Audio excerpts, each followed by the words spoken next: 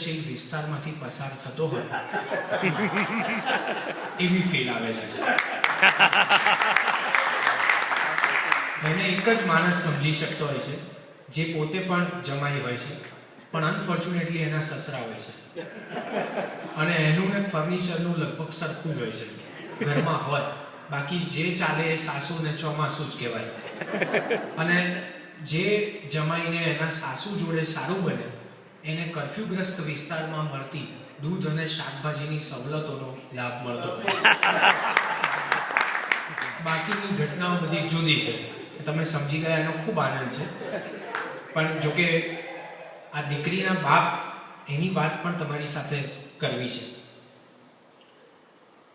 એક ગીત છે, હિમાલય જેવડો ધરખમ ના હોય પણ છેલ્લે તો દીકરીનો બાપ. હિમાલય જેવડો ધરખમ ના હોય પણ છેલ્લે તો દીકરીનો બાપ. વરસાદ પહેલાનો તાપ.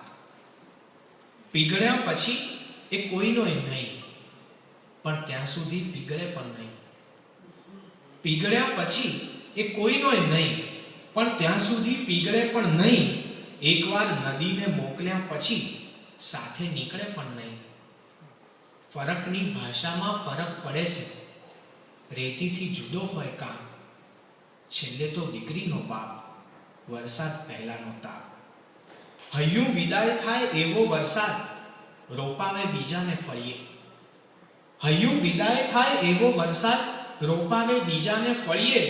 છૂટા પડવાનું દુઃખ ખાબકે એવું લાગે કે કદી નહીં મળીએ.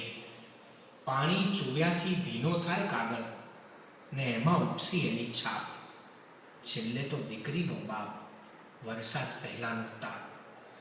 પરસેવો વાછટ તો ક્યાંથી લાવે, ક્યાંથી લાવે વાદળનું બંધાવું. પરસેવો વાછટ તો ક્યાંથી લાવે, ક્યાંથી લાવે વાદળનું બંધાવું. લખવું ધ્રુજે એવા કપરા ચોઘડિયામાં આને કહો છો સંધાવું. સૂકી તલાવડીએ કૂવો ખોદાવીને કાઢવું છે પાણીનું માપ. છેલ્લે તો દીકરીનો બાપ. વરસાદ પહેલાનો તાપ. હિમાલય જેવડો ધરખમ ના હોય પણ છેલ્લે તો દીકરીનો બાપ. વરસાદ પહેલાનો તાપ. તો